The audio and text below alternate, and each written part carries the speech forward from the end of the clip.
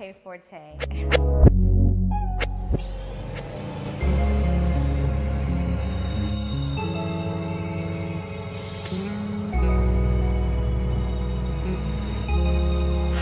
Hey, so I'm about to go work out, but I really wanted to share something with you first. So, me and Wesley are doing this vegan vegetarian challenge where we're taking the whole last 6 weeks before summer and we're eating a vegan or vegetarian diet. He's doing great at the whole vegan thing. I'm leaning more towards the vegetarian, but I don't know. The vegan is really tempting as well. Anyway, what I wanted to share with you is this is just day 4 for us, and I'm already realizing a ton of spiritual connections between eating right and working out and my relationship with the Lord. And not just mine personally, but ours, like humanity as a people. So if you go all the way back to the beginning, to the Garden of Eden, Adam and Eve weren't eating meat. It's not a sin or anything, but the fact of the matter is that they weren't eating meat. We know that because there was no death, there was no dying, so they couldn't kill an animal and then eat it because nothing died, right? Yet, the devil used food, a piece of fruit, to usher sin into the world. That's crazy. It's absolutely crazy to me.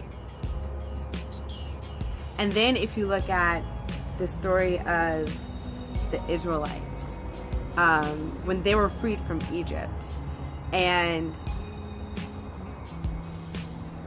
there was a point in the story where God rained down manna from heaven for them, and he told them, gather it for 6 days. On the 6th day, make sure that you gather enough for day 7, because on day 7 you're going to rest.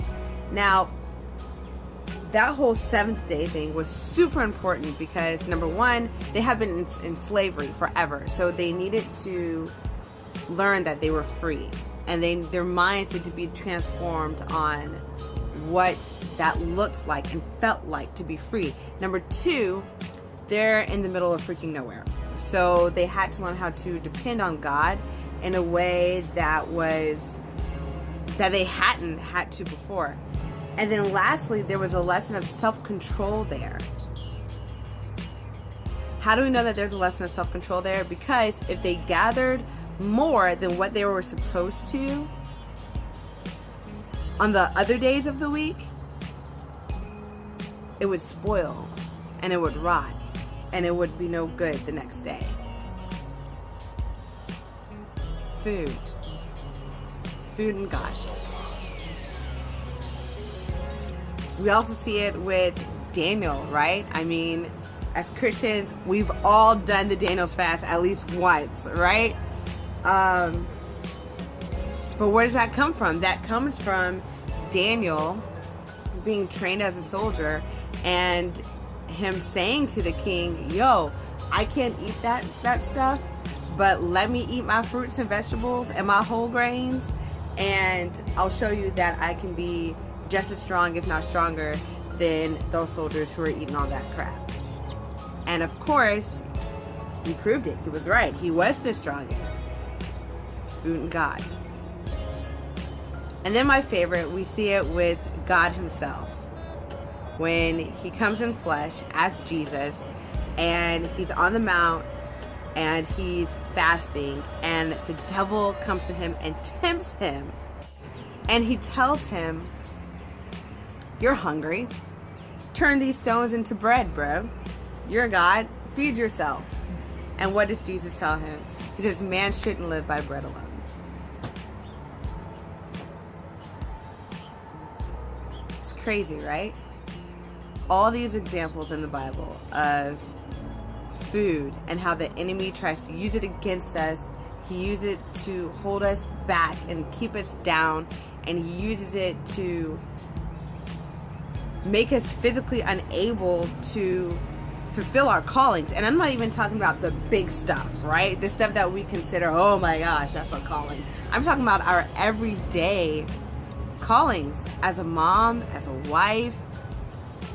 You know, you need energy to do that. That means you have to be taking care of yourself.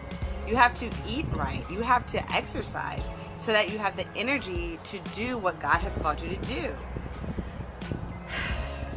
I've come to learn that for me, working out, eating healthy, developing this lifestyle isn't just about some challenge that me and Wes are doing. It's not about vanity.